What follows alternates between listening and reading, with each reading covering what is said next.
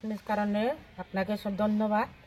আজকে আমরা যে বরবিল ব্লিসে একটা গুণমণি সর্দারপাড়া গ্রামে যে একটা মোডের কাউন্টার এসেছিল, এই কাউন্টারে আমরা অ্যাপ্লিকেশন দিছি ডিএম অফিসে, আবার ডিএম এর কাছে। তদুপরি এই অ্যাপ্লিকেশন দেওয়ার পরে কি জন্য তারা আবার তারা এই কাজ করতেছে, আমরা তো বাধা দিতেছি এই এখানে কাউন্টার না বসানোর জন্য তারা বারবার আবার কাজের জন্য আইতেছে। তাহলে কি জন্য আমরা এই অ্যাপ্লিকেশন দিয়েছি, কি আমরা অপরাধ করছি? প্রশাসনের কাছে আমরা এগুলো দরখাস্ত দিয়ে কি জন্য মানতেছে না?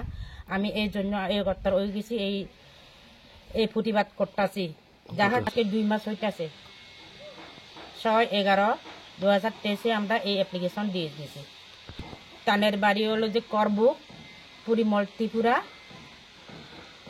এই করবুক গ্রামে, গ্রামটা জানি না, করবুকের ডিস্ট্রিক্টে আর কি, কিন্তু গ্রামটা কোন গ্রাম থেকে আমরা জানি না। করবুকে বাড়ি আমাদের এলাকা মানুষ। আমরা দাবি করতেছি যাহাতে এই গ্রামে এই কাউন্টারটা না বসে। যদি এই কাউন্টারটা যদি বসে তাহলে আমাদের যে গ্রামের যে ছেলে মেয়ে লেখাপড়া করতেছে তাদের ভবিষ্যৎ এটা অন্ধকারের দিকে চলে যাবে। সেজন্য অর্থাৎ আমি সামাজিক গুণমণি সর্দার গ্রামে আমি সাকমা সমাজের একজন, বলতে গেলে সাকমা ভাষায় ভান্ডালি আর বাংলাতে বলে কেশিয়ার। আমি নিজে সিগনেচার করেছি এই দরখাস্ত। তো তদুপরিও এখন কাজ চালাইয়া যাইতেছে। তাই না প্রশাসনের কাছে বিনম্র অনুরোধ, যদি এই অর্থাৎ আমরা যে দরখাস্ত দিয়েছি এই পরিপ্রেক্ষিতে কোনো কাজ হইতেছে না, অর্থাৎ সরকারি পর্যায়ে কোনো বাধা সৃষ্টি নেই, কিছু নেই, সেজন্য আমরা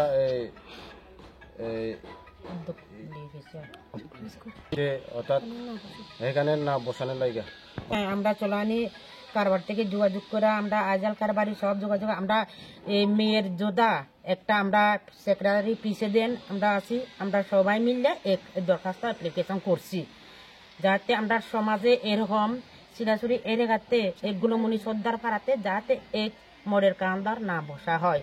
আমরা সবাই উদ্যোগ নিয়ে এই অ্যাপ্লিকেশন দরখাস্ত দিয়ে আইছি। এখন একটু এই দিক দিয়ে একটু নজর দেখুক, আমি এটি অনুরোধ করতেছি।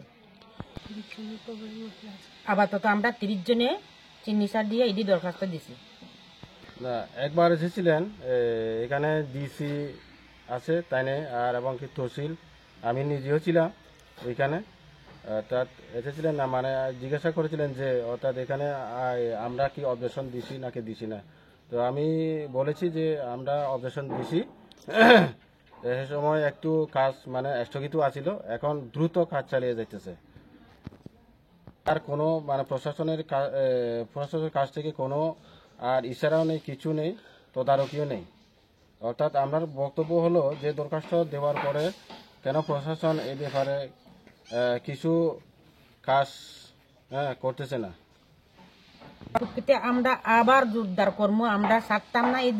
আমরা এই যে সামাজিক হিসেবে আমরা যে চুলাহানি হইতে চাকালা হইতে আমার মিলে জোতা হইতে আমরা যে একতাবদ্ধ হয়েছি, এই জন্য আমরা আবার একতাবদ্ধ হমু যাহাতে আমরা এই কাজটা সফল হয় মতো। না হলে যদি তদারকি যদি তারা যদি না মানে আমরা আবার করবো, আবার চেষ্টা করবো, আমাদের পক্ষ থেকে চেষ্টা করবো। আপনার পরিচয়, আপনি কোন পদে আছেন? আমরা মেয়ের যে মিলে জোড়া প্রেসিডেন্ট। ধন্যবাদ।